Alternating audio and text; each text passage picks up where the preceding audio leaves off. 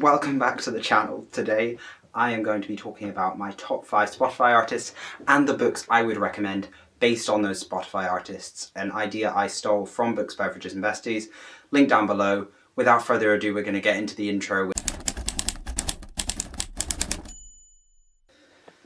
Ow, that really hurt. In at number 5 we have Charli XCX. Now, for those of you who aren't aware, Charli XCX is a dance artist, EDM type stuff, I would say.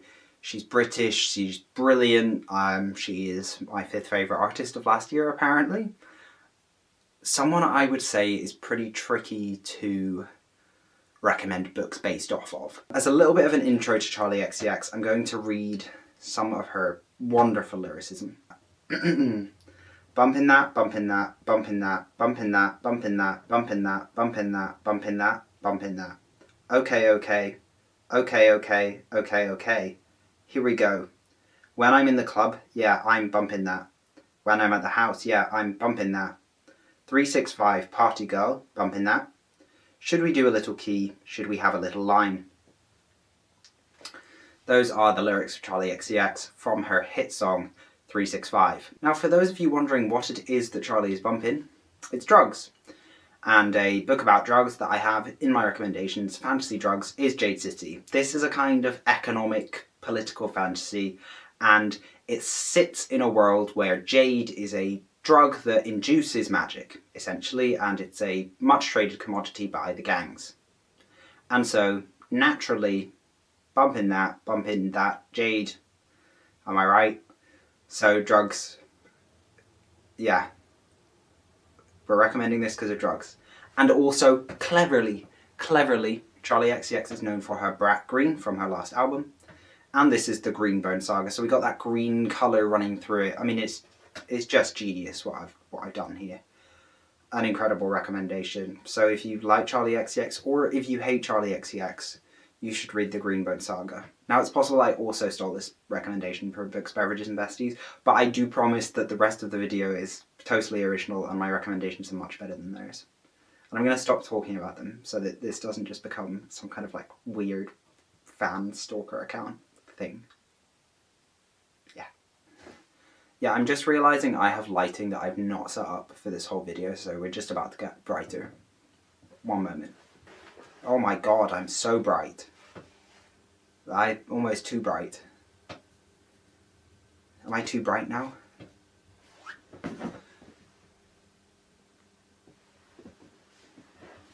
I'll edit it somehow. Maybe I won't. I probably won't. I'll probably be too lazy. I now look like a ghost. In at number 4 we have Little Simz, and her best album to me is Sometimes I Might Be Introvert, which I'll put here. And you may notice, you probably won't, that the letters, the acronymized version of this album is Simbi, which is also Little Simz's nickname, which is quite clever. This is a wonderful, wonderful album that explores introversion, and also it explores what it means to be a woman, a black woman in the music industry and growing up in the United Kingdom. So there's a lot of rage in this album and also in Little Simz's discography. I would say there's a lot of necessary rage, a kind of rage against the system. So my recommendation for fans of Little Simz, or people who don't like Little Simz, my Little Simz related recommendation is Who Fears Death by Nnedi Okorafor. Now, this follows a woman called Anya Sonwu, who is also very filled with rage. And again, similarly to the Little Simz album, which is kind of named after herself, this book is also kind of named after the protagonist, because Anya Sonwu means who fears death. Once again, we've got a colour thing going on. We've got the yellow of the Little Simz album and the yellow of the Who Fears Death cover. I don't know if I'm going to change those quickly in editing magically, and it's going to look really good.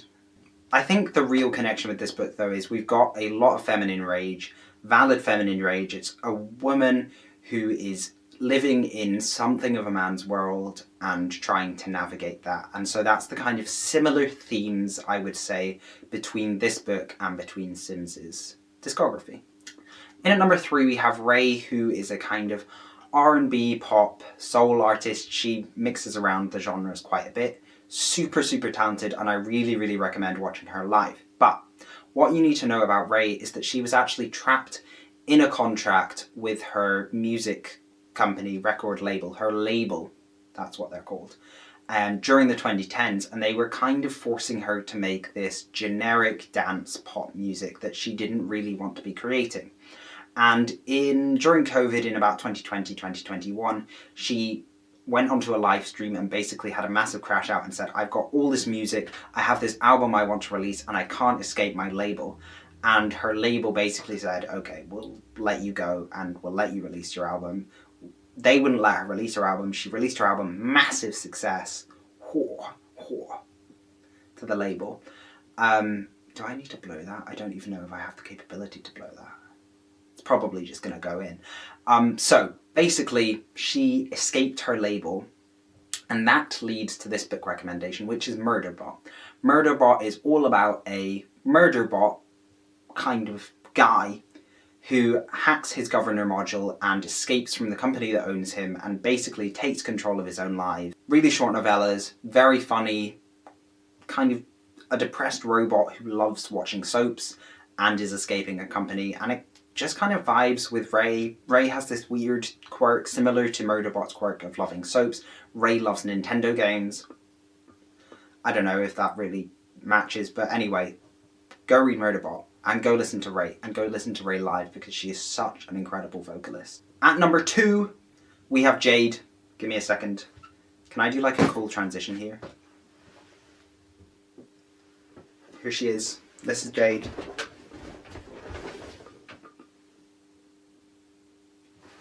This is Jade. Jade's at number 2. I'm actually a little bit surprised she didn't make it to number 1. I talk about her a lot. I think YouTube is lying to me, to be honest. I didn't mention this. This is all just my top YouTube, but we've called it Spotify because branding wise I think they're more well known and it kind of fits the vibe, and also given that I'm copying a video I'm just going to copy exactly what they did because it seemed to work. I don't know. So Jade released her debut album back in September, and it's called That Showbiz Baby, and it's basically about her journey in the show business of music, facing the media and how this feels, the manipulation, the lies, very feminist at times. And so my book recommendation is The Calculating Stars. Now, obviously this is not about people navigating the music industry, but it is about women navigating the industry of being a lady astronaut. That's the series, Lady Astronaut. And there's a lot of media attention that they need to deal with. There's a lot of lies, there's a lot of manipulation, office politics, that sort of things. And so I felt that this kind of vaguely linked up with what Jade talks about a lot in her album. And so this is my recommendation for fans of Jade, also for fans of not Jade. Go listen to Jade, go read this book. Yada, yada, yada. They're both great. They're both great. Okay, number 1. We have The Last Dinner Party. The Last Dinner Party I love. They are great. They make Baroque pop. If you're not sure what Baroque pop is, neither am I, but their music is slightly rocky, soft rock, kind of old school vibes. And by old school, I don't mean 1900s, I mean old school, whenever the Baroque era was. I'm going to Google it so that I sound smart. The Baroque era, which obviously is kind of the 1600s to the 1750s, as we all intellectuals, as we all know. So for this one, I mean, just look at the aesthetic of The Last Dinner Party. It screams, to me, it screams old school, kind of 1600s, 1750s, that kind of old school. Old school lesbian vampires. If you don't know what book I'm going to recommend yet, I don't know what rock you've been on, but it is, of course, Bury Our Bones in the Midnight Soil, which is about lesbian vampires. And this is just a match made in heaven. This is actually the reason I was like, I can make this video. This is the only one I have any ounce of confidence with, other than, oh look, they're the same colour, The vibes of The Last Dinner Party and Bury Our Bones in the Midnight Soil are so similar. If you like one of these, you will like the other. And also, I will add, as an avid reader of V. Schwab's newsletter, I will say she has mentioned the Last Dinner Party, so she knows they exist. And they're also kind of very Florence and the Machine core. If you like them, check out the Last Dinner Party and also check out Bury Our Bones in the Midnight Soil. Again, another band that V. Schwab is a fan of. But anyway. How do I outro?